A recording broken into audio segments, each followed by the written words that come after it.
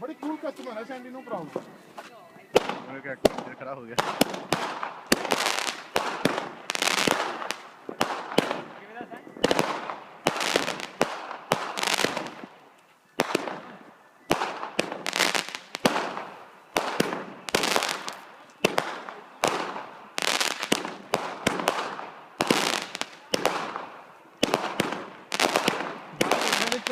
मैं नहीं देखी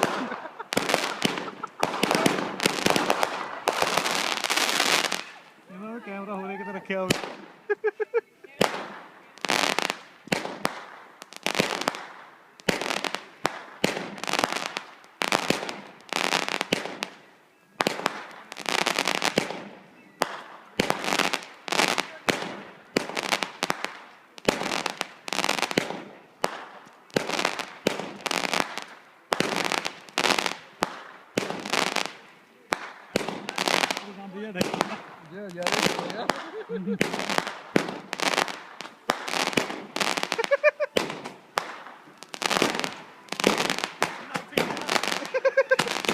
मेरी खिच्ची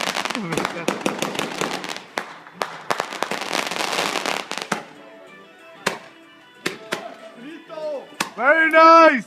Clapping hand!